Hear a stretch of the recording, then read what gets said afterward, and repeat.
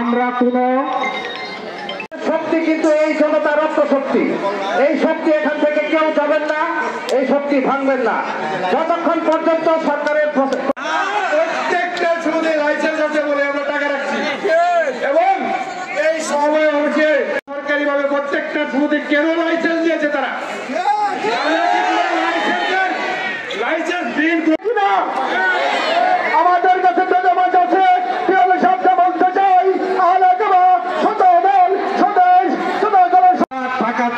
দ্বিতীয়বার, কিন্তু আমরা যদি অপরাধী না হই তাহলে অপরাধীটা কে তাকে নির্ধারণ করতে হবে।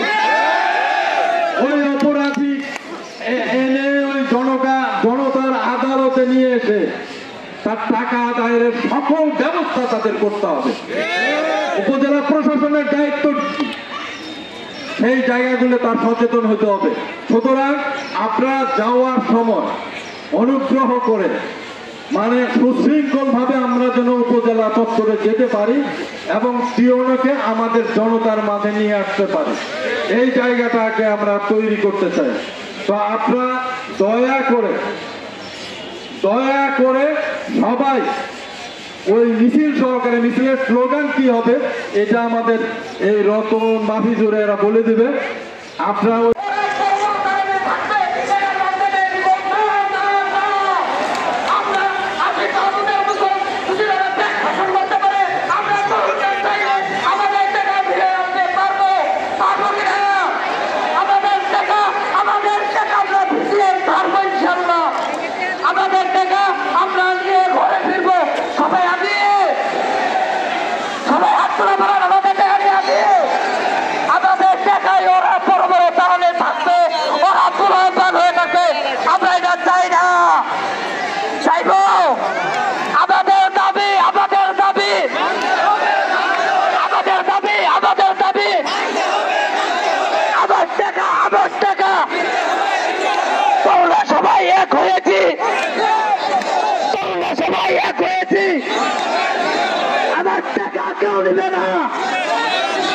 আমাদের টাকা কাউরে দিব না, আমার বাবার টাকা, আমার ভাইয়ের টাকা, আমার মায়ের নির্যাতিত টাকা এইগুলো আমরা পেরে নিতে পারবো না। দুঃখের সাথে বলতে হয় আজ আমাদের এই টাকাটা নিয়ে আমাদের মা বোন যারা আছেন তারা খুব বিক্ষোভ আছেন, তারা আজ গার্মেন্টস করে টাকা রাখছেন, কেউ আছে অনেক সময় অনেক ভাবে টাকা রাখছেন। তাই দয়া করে আমরা এই টাকা না নিয়ে ফিরবো না ইনশাল্লাহ। উপস্থিত আজকের এই টাকা আদায় বিক্ষোভ মিছিলের সম্মানিত সভাপতি, আসলে একজনকে ধন্যবাদ না দিলেই নয়। সাবেক চেয়ারম্যান, এই এলাকার মানুষের, মেহনতি মানুষের সবসময় যিনি পাশে দাঁড়িয়েছেন, সেই লোক শিবলুল বাড়ি রাজু ভাই আমাদের মাঝে উপস্থিত আছেন। এই মেহনতি মানুষের টাকা উদ্ধারের জন্য উপজেলা যুবদলের সিনিয়র যুগ্ম আহ্বায়ক মুখলেসুর রহমান মুখলেস উপস্থিত আছেন। বিভিন্ন সাংবাদিক ভাইয়েরা, বিভিন্ন পাওনাদাররা, আসসালামু আলাইকুম। সংগ্রামী উপস্থিতি, আমি আপনাদের একটি কথাই বলবো, যেটা দল নিয়ে কথা বলা হয়েছিল। আমি একটা কথা বলবো, দলের কোন লোক যদি কোনো কিছু কোন অন্যায়ের সঙ্গে জড়িত থাকে, এর ভার দল নিবে না, এর ভার দল নিবে না।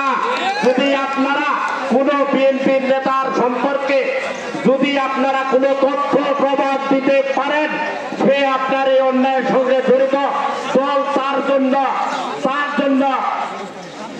ব্যবস্থা নিবে, এই আশ্বাস আমি আপনাদের দিচ্ছি। বন্ধুরা আমার, আমি আপনাদের আর একটা কথা বলবো।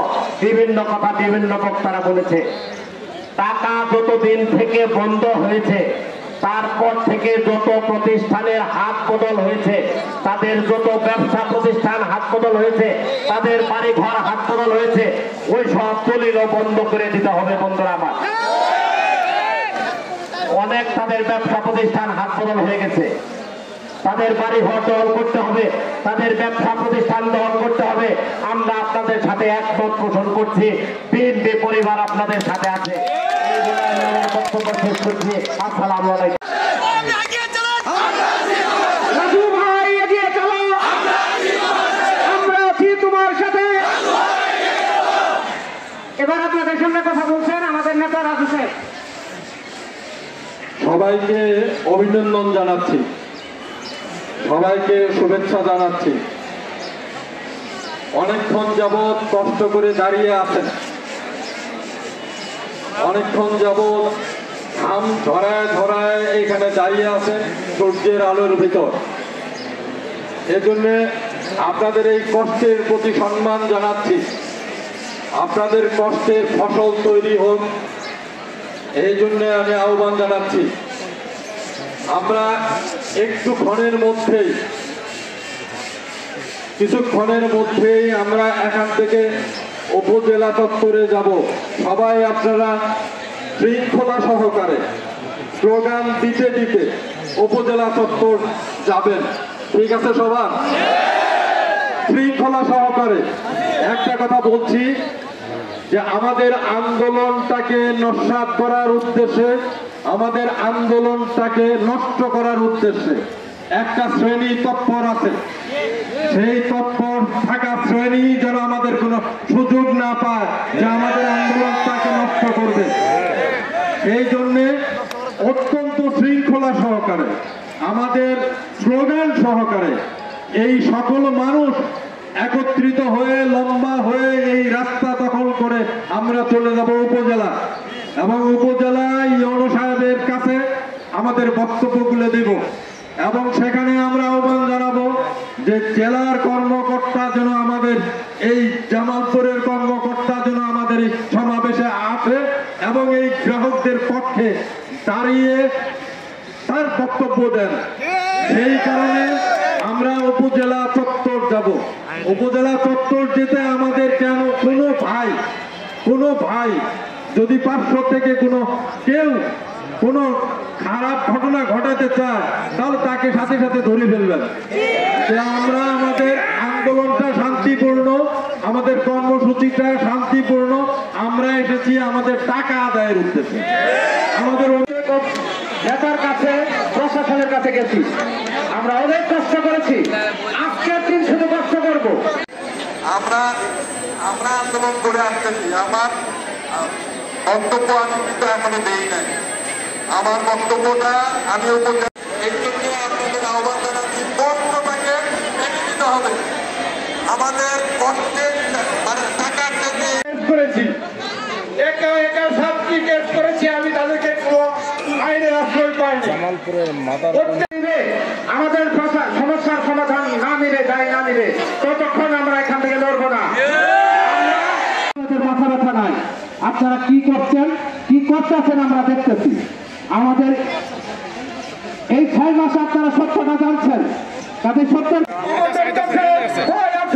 এখন আজকে শুনলাম আমার এক বড় ভাই বললো সব বলছে আপনারা কেন এত বড় টাকা এই সমবায় সমর্থনে রাখছেন, কেন তারা লাইসেন্স দিল তাদের, কেন তারা তাদের লাইসেন্স দিল?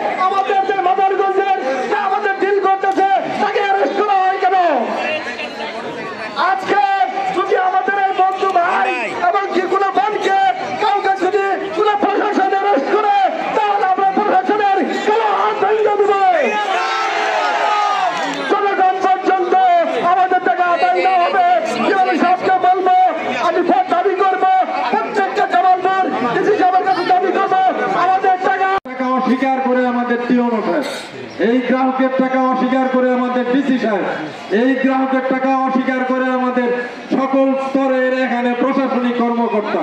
তাদেরকে বলতে হবে যে কেন তারা এই অপরাধী বলে আমাদের এই গ্রাহকদের কেন অপরাধী বলে তার ব্যাখ্যা দিতে হবে। এবং যারা পলাতক হয়েছে, প্রতারিত করে ঢাকায় যে বসে আছে, তাদের সম্পর্কে কোনো মন্তব্য প্রকাশ করে না, তাহলে আমরা কি করব সেখানে? অবশ্যই আমরা চাই যে কেন আমাদেরকে অপরাধী বলে তার ব্যাখ্যাটা আগে দিতে হবে। ব্যাখ্যা দিয়ে যদি হয় যে আমরা অপরাধী,